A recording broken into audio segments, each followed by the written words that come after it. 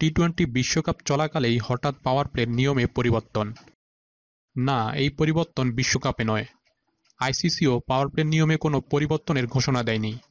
তবে টি-টোয়েন্টির রোমাঞ্চকে বাড়িয়ে নিতে পাওয়ার প্লের নিয়মে কিঞ্চিৎ পরিবর্তনের উদ্যোগ নিয়েছে শ্রীলঙ্কা ক্রিকেট।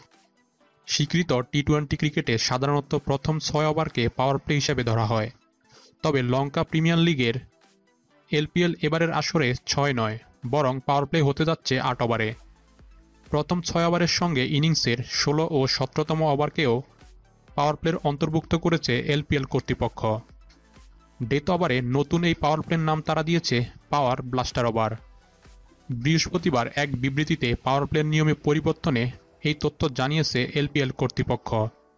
সাধারণত প্রথম ৬ ওভারের পাওয়ার প্লের সময় ৩০ গজ বৃত্তের বাইরে ২ জন ফিল্ডার থাকেন। তবে ডেথ ওভারে যে নতুন পাওয়ার প্লে নিয়ে এসেছে এলপিএল, সেখানে বৃত্তের বাইরে ৪ জন ফিল্ডার থাকবেন। জনপ্রিয়তার তুঙ্গে থাকা টি-টোয়েন্টি ক্রিকেটেও আরও আকর্ষণীয় করে তুলতে বিশ্বজুড়ে ফ্র্যাঞ্চাইজি টি-টোয়েন্টি টুর্নামেন্টগুলোতে অনেক নতুন নিয়ম আনা হয়।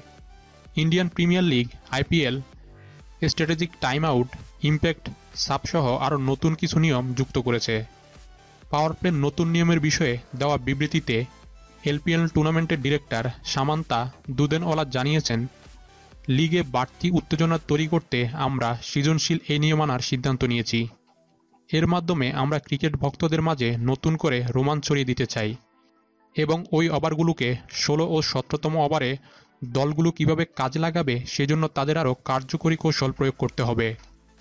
উল্লেখ্য, আগামী ১ থেকে ২১ জুলাই পর্যন্ত ২০২৪ এলপিএল আসর অনুষ্ঠিত হবে, যেখানে ৫টি ফ্র্যাঞ্চাইজির অংশগ্রহণে ২০টি লিগ ম্যাচ অনুষ্ঠিত হবে।